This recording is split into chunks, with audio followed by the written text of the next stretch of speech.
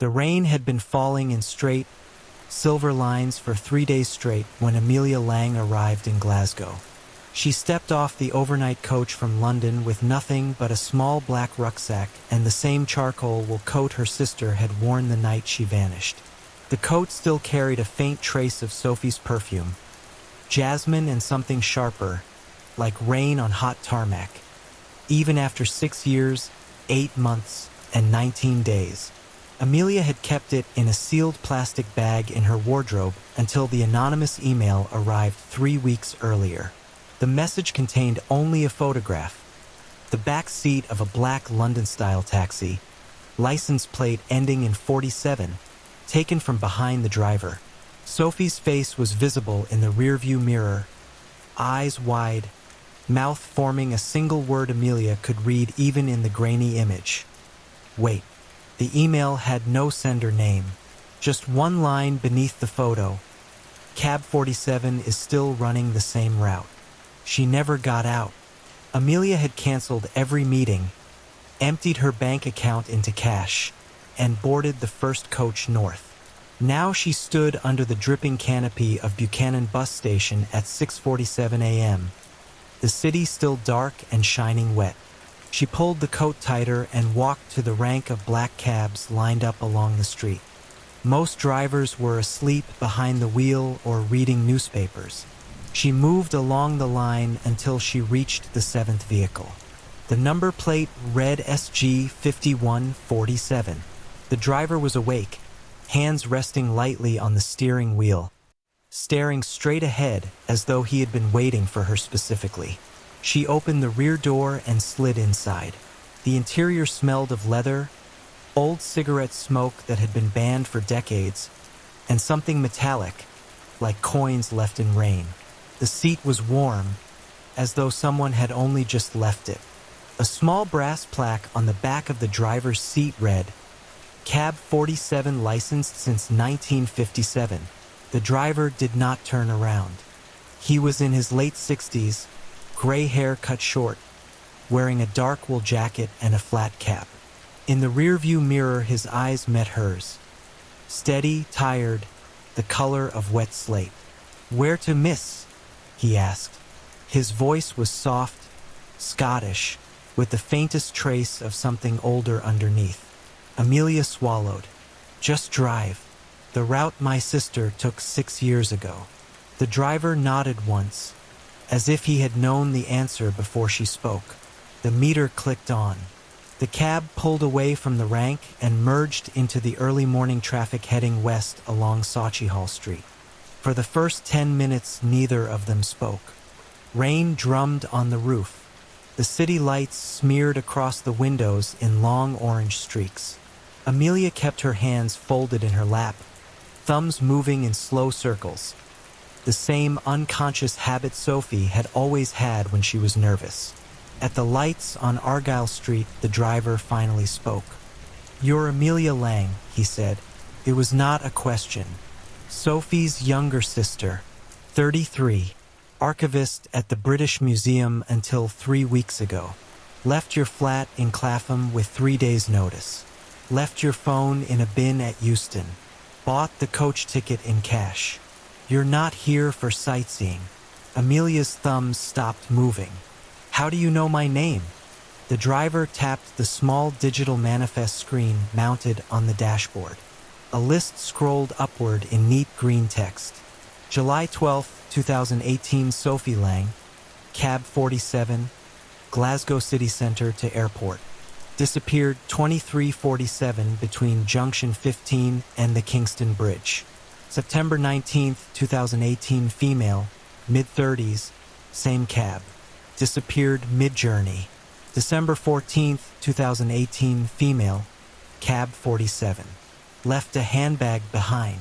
April 3, 2019, female, Cab 47. Never reached destination. 39 entries. All women. All picked up alone. All vanishing between 23:30 and 23:50 on the same route. All leaving something behind. "And now you," the driver said. March 2025. Cab 47. Amelia Lang. sister of Sophie. Same coat, same habit of folding your hands, same destination in mind. Amelia felt the leather seat grow warmer beneath her. Who are you? Name's Thomas Reed. Been driving cab 47 since 1957. Started the day the cab rolled off the line at the old Austin factory. Thought it was just another hackney until the first passenger never got out. Then the second. Then the company stopped asking questions and the cab just kept running. I became the permanent driver, the one who remembers. He reached into the glove compartment and produced a small rectangle of yellowed paper, the original fare receipt from July 12, 2018. On the back, in Sophie's handwriting, "Tell Amelia I waited." Amelia's breath caught. Thomas continued, "Sophie got in at the same rank you did. She was laughing on the phone to you about the rain.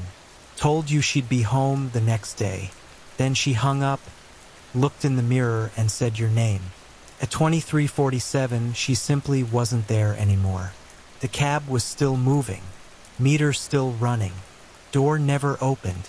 I pulled over, checked the back seat. Empty, but the receipt was on the seat with that message." He paused as the cab crossed the Kingston Bridge. The river below was black and swollen with rain. "The cab remembers," Thomas said.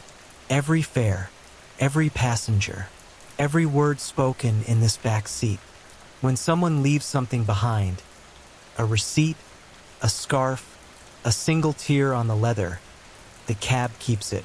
And when the conditions are right, certain night, certain route, certain number of souls in the city, it uses that remnant to call the next one. Someone who can close the circle." He glanced at her in the mirror. "Sophie left the receipt for you. She also left this." He passed a small blue scarf with white stars over his shoulder. Amelia took it.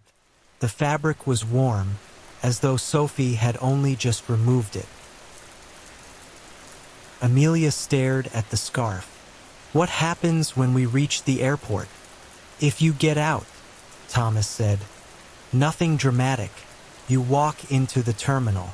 You buy a ticket home. You tell yourself you tried. The dreams might fade after a year or two. If you're unlucky, you'll find yourself flagging down cab 47 again in 6 months. Same route, same disappearance. The pattern repeats."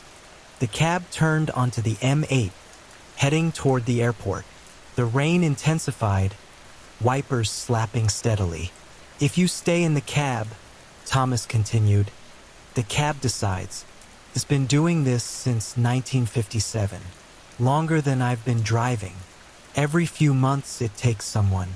Sometimes it returns someone different, quieter, but alive. It always balances the ledger. One in, one out, or two in, none out. Depends on how much memory it still needs to carry." The meter clicked over another pound. The city lights began to thin. Thomas slowed the cab and pulled into the lay-by beside the airport slip road. "I have to check the rank at the terminal," he said. "When I come back, you need to choose. Get out and carry the not knowing for the rest of your life. Or stay here and face whatever is waiting when the meter keeps running." He looked at her steadily in the mirror. "I'll be back before the next junction," he said. "Think carefully." He left the engine running and walked toward the terminal in the rain. Amelia sat alone in the back seat. She took the old receipt from her pocket, the one she had carried for 6 years, and laid it beside the one Thomas had given her. They lay side by side on the leather. She stared at them until the print blurred with rain on the windows. The cab smelled stronger now, of jasmine and rain and something older, like engine oil and time. She thought about Sophie's last phone call at 23:19 on July 12, 2018. "Cab's here," Sophie had said. "I'll be home tomorrow. Love you," Amelia had replied. "Bring me back some shortbread," Sophie had laughed. "Always." Then silence. Amelia thought about the police officer who had sat in her kitchen and said, "Sometimes people just vanish mid-journey. Love, the roads don't always bring them back. She thought about the nights she had spent in Sophie's flat, wearing this coat, breathing in the last traces of her sister's perfume, pretending Sophie was just in the next room packing. She picked up both receipts. She stayed in the seat. When Thomas returned, dripping wet, he did not look surprised. "You've chosen," he said. It was not a question. "I want to see her," Amelia said. He nodded once. "Then we keep driving." He pulled the cab back onto the motorway. The rain grew heavier. The wipers beat faster. The meter kept clicking even though the cab was no longer heading toward any airport. After 10 minutes, the city lights disappeared entirely. The road narrowed. Street lamps became fewer, then vanished. The motorway became a single carriageway, then a country lane, then something that was not a road at all, just black tarmac stretching into darkness with no horizon. The cab's interior lights dimmed to a soft amber. The leather seat grew warmer, almost alive. Thomas spoke without turning around. "This is where my shift changes," he said. "I've done what was required. The cab needed a witness. That's all I've ever been." He reached back and placed Sophie's blue scarf with the white stars on the seat beside Amelia. Amelia took it. The cab slowed, then stopped in the middle of nowhere. No lights, no other cars, only rain and darkness. Thomas opened his door. "I'll walk from here," he said. "The cab knows the way now." He stepped out into the rain and closed the door. Amelia watched him walk away until the darkness swallowed him. The cab began moving again, driverless, yet perfectly steady. The meter kept running. The engine hummed a low, comforting note. Amelia looked at the rearview mirror. Sophie was sitting beside her. She wore the same summer dress she had disappeared in. Her face was unchanged, but her eyes held decades of waiting. "You kept the receipt," Sophie said. Amelia's throat closed. "I never threw anything away," she whispered. "I know," Sophie said. "I watched every police interview. Every night you sat in my flat wearing my coat. I saw you cut your hair. I saw you board the coach. I saw you get into the cab." She looked out through the rain-streaked window. Beyond the glass was not Scotland anymore. It was an endless road lined with identical black cabs stretching into infinity. Every cab was number 47. In every back seat sat a woman. Some who looked exactly like Sophie. Some who looked like Amelia at different ages. Some who looked like neither but carried the same tired posture, the same folded hands. Sophie turned back. "You can still leave," she said. "Open the door. The cab will stop. You'll be back at the airport. The dreams will fade. Eventually." Amelia reached across and took Sophie's hand. "No," she said. "I'm staying." Sophie smiled, small, sad, almost grateful.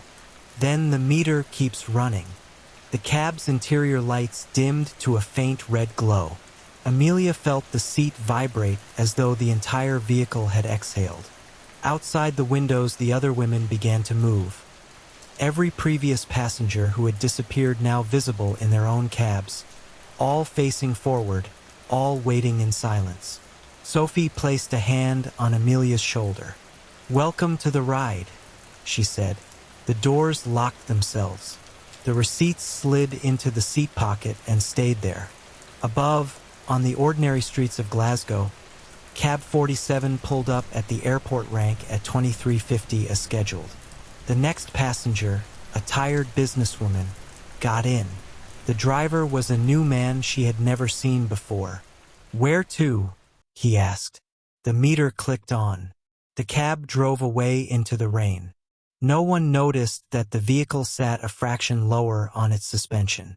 No one noticed the manifest now carried 2 additional names, both assigned to the back seat of Cab 47. The cab returned to the rank at 047. It would return again tomorrow, and the day after, and every night after that. The roads kept their debts. The cab remembered everything.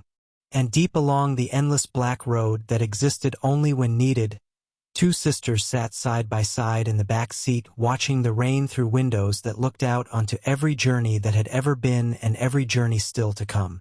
They did not speak. They did not need to. The receipts were safe.